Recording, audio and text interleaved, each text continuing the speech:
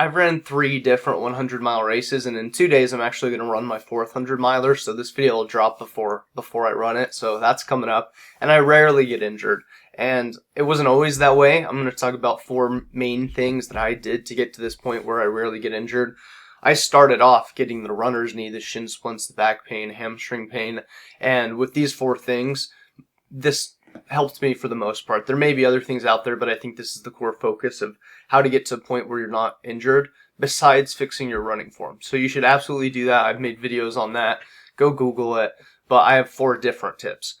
I started off getting shin splints. That was one of the big things for me. And I think I ran like 40 miles a week for 2 or 3 weeks in a row, and then I got shin splints. And I remember Googling shin splints, and you have to take 6 months off or whatever I saw. So I was like, all right, well, I'm not running for a while. And this gets me into my first point. One of the first things I did was I started walking around in minimalist or barefoot shoes. I don't run in barefoot shoes. I know a lot of people like that. I just feel like walking in them is enough. And I think the best way to explain this is if you wore a cast for 30 years, your arm would atrophy, right? We all get that if you're not using something, but we don't view our feet the same way. We put our feet in these, fancy looking casts, in my opinion, and so they're almost too supportive, and that causes the 20 plus muscles in your feet not to work out, not to get stronger. And so I know your Vans and Converse and those shoes are all great, Nike even, whatever brand it is, typically they have a ton of support or foam. And I know they look cool. Minimalist shoes are getting better at being a little bit more interesting or cooler. When I first started wearing them, they just weren't anything impressive. I've seen better options as time goes on, and it's worth it to me because now my foundation is set. We all know we need a strong foundation in a house or a building, and the feet is the foundation of our bodies. And so I think you could very likely have a weak foot, and so you compensate, so it causes pain somewhere up in your back. Like, I do believe that. And so when you get your foundation strong enough, when you get your feet strong, you avoid injuries and I think just experience less pain, in my opinion. And so I'll ride and die for barefoot shoes. I think that's been a big factor of why I avoid injuries. Now, the second thing I've had to work on is a higher cadence. So this is technically a form point. This is working on your running form, but I just want to explain why I think this is one of the best things you can do, because there's this conversation about heel striking and midfoot striking or front foot striking, and that's where I started with fixing my running form. One of the things that helped me get more of a midfoot or front foot strike was a higher cadence, because if you're stepping less per minute, you have a wider, stride, if you will, from where your foot is going to have to stretch out in front of you, and then you're going to hit your heel, or you're more likely to hit your heel. So when you have a faster cadence or steps per minute, then you're more likely to land in like a mid front foot strike, at least for me. Might be different for other people, but the more I focus on like a higher cadence, the better. And so in my typical easy runs, I'm hitting 170, 180 steps per minute, and then when it's faster, it can be up to 200 sometimes. And I think that's much better, where when I first started it was 150 or something like that. So I'm stretching, I'm reaching my foot out, and you're way more likely to hit your heel, which I think is a big potential cause for shin splints.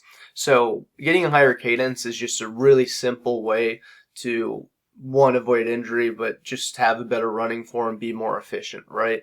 Now, the third thing, actually, there's 2 more things I want to talk about. Is the third thing that's helped me avoid injuries is stretching regularly. And it's interesting when I talk to certain runners or people I know in the community, and they bring up an injury, and I ask them, do you stretch? And they say no. And there's a lot of people out there who are like, stretching does not work for me. It hurts. And yeah, I imagine stretching would hurt if you never stretch. It's something you would get used to over time. I don't stretch before my runs. I might warm up a little bit. What I do is I stretch after every single run. And I think this goes a long way, because if you think about it, if you're already tight to begin with and then you run, your muscles are working and contracting and pushing, so then you're going to be even more tight, and you're warm. And then when you cool down, at least the way it feels for me, it feels like my body kind of shrink wraps a little bit. Right? The already tight muscles are tighter now because I've cooled down. And so one of the easiest ways to stay flexible and have mobility, I think, is that you stretch after every single run. And it doesn't take long. Most of the time I stretch anywhere from 5 to 7, maybe 15 minutes if I have a little bit extra time. But you don't have to do a lot when it comes to trying to stay flexible. Like, think about it. If you did 5 minutes of stretching after every run and you ran 5 days a week, that is 25 minutes of stretching. That's almost a half hour. That's better than nothing.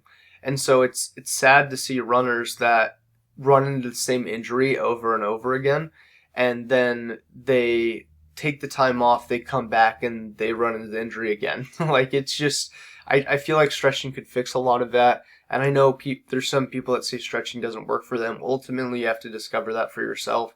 I'm a big believer in it, and I'm a certified yoga teacher, so I'm obviously a little biased in that regard.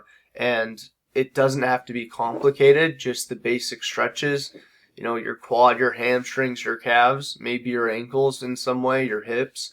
I, of course, want to have my whole body flexible, so I do a lot of upper body stretching too. But when it comes to running, obviously it's the legs that's working the most, so focusing on that is important. And this is why I don't get injured. I have this philosophy that most of our injuries come down to two things, either a lack of strength or a lack of flexibility or mobility.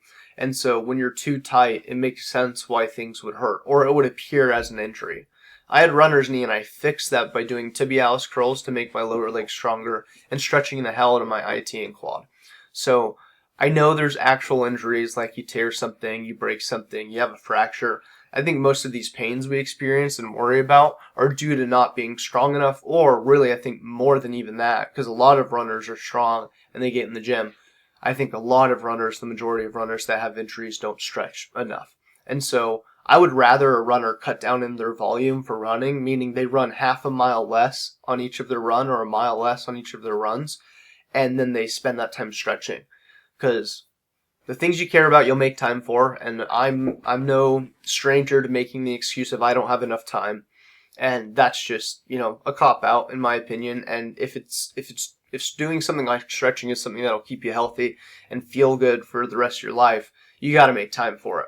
And so either plan for it or you reduce your run by a little bit and spend that time stretching instead. I like a couple hour yoga sessions a week, but really if you're just trying to do the bare minimum and be efficient, you stretch for 5-10 minutes after every single run.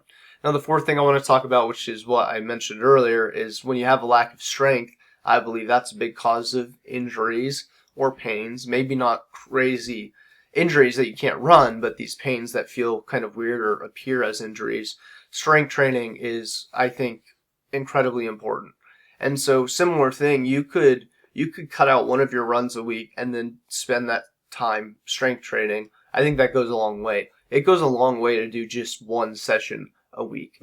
And typically what I see, and what I'll speak for myself, what I've said in the past is, well, I need to run tomorrow. I can't lift legs because it's going to take away from my run.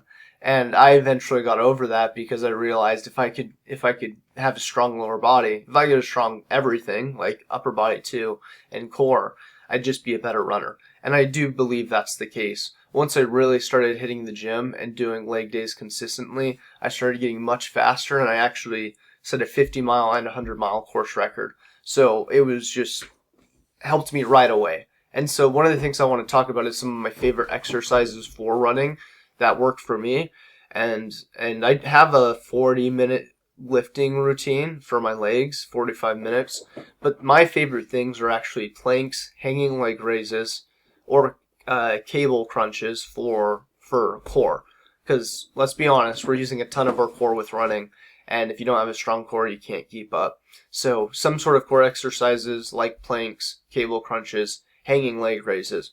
But when it comes to your body, I think one of the best things you can do to stay injury free is do tibialis curls. So I look this up if you need a better example than what I explained. But tibialis curls are amazing for mobility and strength. And the tibialis muscle is the one that runs in front of your shin, right? So if this is my lower leg, it's the shin muscle. And so what this is a curl for your tibialis, where what I do is I hang my leg off a bench or off a box or something. So if this is my leg, this is my ankle and foot, I hang a kettlebell. Doesn't have to be a lot of weight. It could be 10 pounds, 12 pounds, maybe even 5 pounds, and you basically just curl it, right? So you're gonna feel it in that tibialis muscle, that shin muscle. And I feel like once I started doing that, and also running on trails, my ankle stability was much better than it was, and then I just feel strong, and I'm a little bit more flexible too, because you kind of are getting a stretch when you like the curl, your foot comes down, and then you're like moving your ankle a lot. So I think it's good for strength and mobility, and I think it's most of the time that muscle is missed for the most part by runners. I think all you have to do is 3 sets of 12, 15, maybe 4 sets. I like to, for all my exercises, I like to warm up with less weight for 1 set, and then I'll do typically 3 sets of working sets after that. And I think if you do that kind of stuff and you do it for long enough, you will notice the difference and reduce your chances of getting injured. So hopefully that helps. I really do feel like those are the 4 main things that have helped me stay strong enough and stay away from injuries.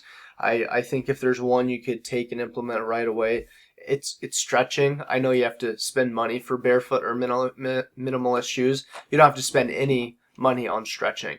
You go YouTube right now, stretching routine for runners. You'll have thousands of examples. So there's really no excuse, and it's worth it for you if you want to avoid injury and stay healthy. So hopefully you got something out of this video. That's what this channel is about. My dog's going crazy right now. I need to take him out, but I'm almost done, Yeti.